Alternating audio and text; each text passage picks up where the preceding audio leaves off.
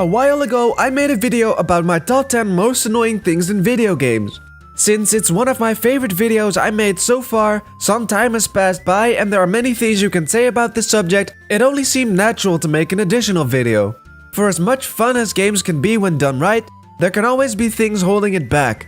So here are my top 6 other most annoying things in video games.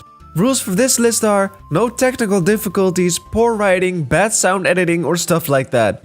These are things that keep appearing in otherwise fun games that have a negative influence on the total experience. Also, this list is entirely opinion based. If you like the things I'm about to mention, that's fine by me. Let's not waste any more time and start the list. Number 6. Making the game easy unless you're going for the optional missions. This is a problem that appears in some modern platformers. Donkey Kong Country Returns, Super Mario 3D World, Rayman Origins or Yoshi's Woolly World are incredibly easy. For as pretty as they look or smooth as the controls may be, there is no real challenge in getting through a basic level. Instead, the challenge is added in finding collectibles in the stages. Collectibles that, in most cases, are not necessary to progress, making finding them not feel important. Sometimes the road to the next world is blocked unless you found enough collectibles, but unlike older platformers, it is much easier to collect enough to progress. As a result, playing through the generic levels can get dull due to the lack of excitement a challenge can give you. What bothers me the most is that the goal of the first installments of this series wasn't to collect stuff, but to get to the end of the levels. I feel they detour too much from what made the original games fun to play. The real challenge in these modern platformers is usually when you try time challenges, collecting 100%, or at the very end it gets difficult. But I simply don't have the patience to do all that. For now, I'll stick to other platformers where getting to the end is the main objective and challenge of the game. Number 5. Unbalanced difficulty in RPGs. RPGs use a leveling system. For as much fun as this system can be due to the constant progress and challenge, it can also bring problems. In Child of Light, I did all side missions before I did the main missions. As a result, I was way too overpowered. Even on hard mode I beat the game with ease, removing all potential challenge the game could have had. Same goes for Lord of the Rings, the Third Age, where grinding early on can make the entirety of the game ridiculously easy. But it can also be the opposite. Being in a level that is too low for your current mission, making a task near impossible to beat. What do you do in a case like this? Grinding, which can take up hours and hours depending on what missions you want to do. In Kingdom Hearts 2 Final Mix, the main missions have a nice difficulty on Proud Mode without needing to grind. The optional bosses, on the other hand, were not so much fun. It took me ages to grind just to be allowed to attempt some of the optional challenges, and I needed even more grinding just to stand a chance. By the time I was able to fight some of these guys, I was brain dead and the excitement was over. The challenge in RPGs can work if you're given enough experience points to do the main missions without too much trouble. Or it can be very rewarding to beat a difficult challenge you weren't supposed to beat yet. But as a whole, difficulty curves in RPGs usually aren't the most balanced. Number 4. Equipment systems that solely rely on better stats. This isn't necessarily a big annoyance that takes much away from the game, but more a game mechanic I've seen done a lot better in other games. Whenever I'm able to equip something in a game, it's usually to improve certain stats.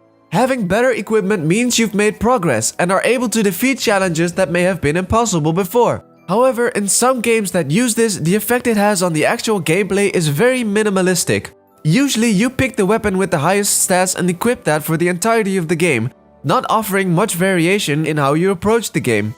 In South Park, The Stick of Truth or The Witcher 3, I never used the same equipment for a long period of time, because you usually get something slightly stronger after each mission. As a result, there were some funny weapons or cool looking weapons that I never used due to other weapons being far superior.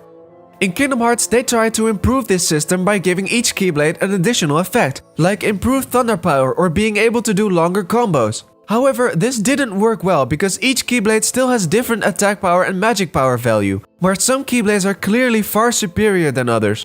Why would I use a weapon that gives me improved thunder damage if I can select multiple other weapons that have better magic overall?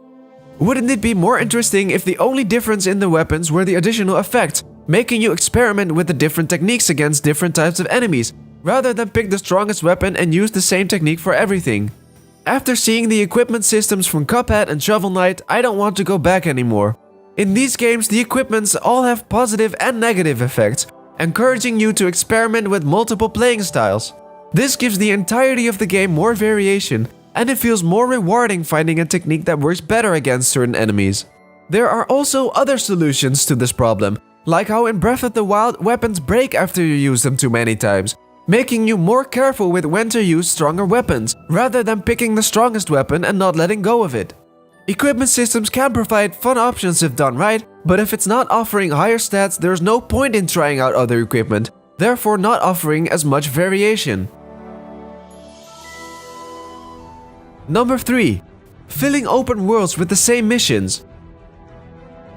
If you've seen my previous video about annoyances in video games, you may have figured out I'm not particularly fond of open world games due to the constant traveling.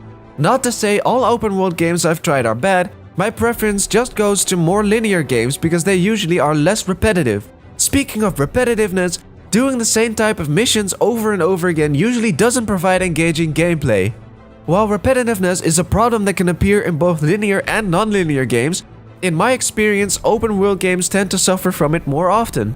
There's only so many times I can do a tank fight in Arkham City until I'm sick of them, and there are only so many times I can fight the same generic thugs in Saints Row.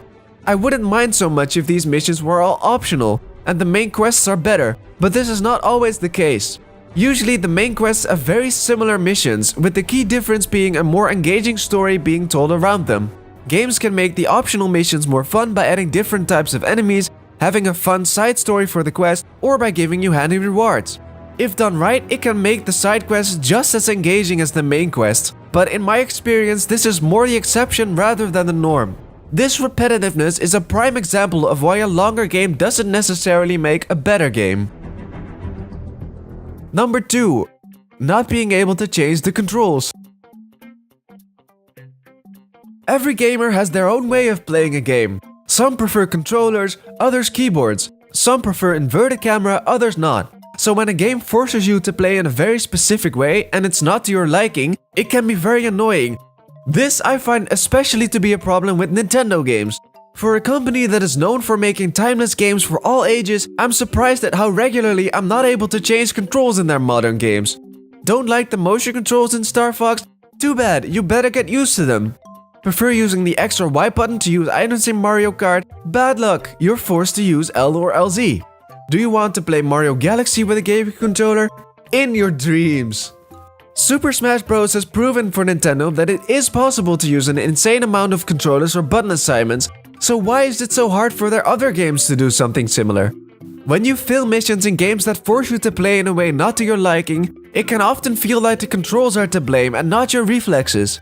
Allowing the player to change controls doesn't feel like a complex mechanic, so it shouldn't become a problem in the future anymore, I hope. And now, 2 dishonorable mentions of things I don't like but haven't encountered enough to make the list. Being forced to walk and listen to dialogues. This complaint I made in my previous video, but then it was about when it's used in the opening of a game. In some games, it can also happen after the opening. It's not a cutscene and there's usually no way to skip it, but you're not playing the actual game either. Just walk and listen to dialogues, regardless of if you want to hear them or not. Episode-based releases. It's frustrating to be in the middle of a good story, but then suddenly you need to wait a couple of months to see how it continues. This type of episode-based releases have a negative influence on the game because it sucks you out of the immersion. But you can avoid this downside if you're patient and wait for the entirety of the game to be released. Therefore, it's not on the list. With that aside, let's get to number 1. The other most annoying thing in video games is how money affects the gaming experience. In my previous video, I purposefully avoided any money-related problems, since I felt it had nothing to do with the actual gameplay itself, and I hadn't encountered many problems with it. But it has become more and more of a problem, and it reached the point where even a single-player fanatic like me has gone sick of them. I think it's safe to say many younger people don't have a lot of money to buy games, so when they pay for a game, they want to get as much out of it as possible. Paying a lot of cash but not getting something satisfying in return can create a big frustration, making you get lesser amounts of joy out of the game. even when the gameplay itself is not bad. There are many examples of how joy can be prevented by money-related issues, one being when they want you to pay for the full game while the game isn't fully released, like with episode-based games, Kickstarters, DLC, season passes, or early access. Microtransactions can give a player who didn't pay extra cash an unfair disadvantage, to the point of you needing to grind for hours and hours in order to obtain the same customizations.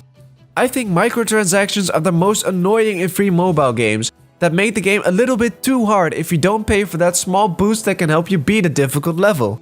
This means the game has an unfair balance in its difficulty, but it's not clear how much money I need to spend to make it a fun experience either. I'm happy to pay cash for Candy Crush for as long as it has a good difficulty curve and doesn't ask for money later down the line, rather than the fake free-to-play promise it currently gives you. DLC is an example of how additional purchases can work, if they are made after the game has been released for a while, and if they offer an extra unrelated challenge that isn't too expensive, like with the Left Behind chapter in Last of Us or the Harley Quinn bonus in Batman Arkham City. How not to do it is how Marvel vs. Capcom using it, making you pay for DLC characters that are already on the disc at launch. It hands down blocks content from you unless you're paying extra cash, which is bullshit. DLC can also have ridiculously high prices compared to the game you paid for. I love Super Smash Bros. For Wii U, but the game itself costs 60 euros, in which you get 51 characters, 46 stages, all kinds of customizations and multiple game modes that will take hours of your time. For around 50 euro you can buy the DLC packs, which include 7 characters, 8 stages, a couple of extra costumes for Mii characters and no extra game modes. In other words, you almost pay the exact same price for the DLC as you do for the full game, even though the price versus content comparison is outrageously low. In Dead or Alive, the full DLC pack, which includes 2 extra characters and an overwhelming amount of costumes, costs well over 300 euros to buy. Just wow, and I thought microtransactions were bad. I could go on, but you get my point. The best way to play a game is to offer a well-priced total package for the player, something we keep seeing lesser of nowadays. So those were my top 6 other most annoying things in video games. What annoyances do you encounter in games? Let me know in the comments, and thanks for watching.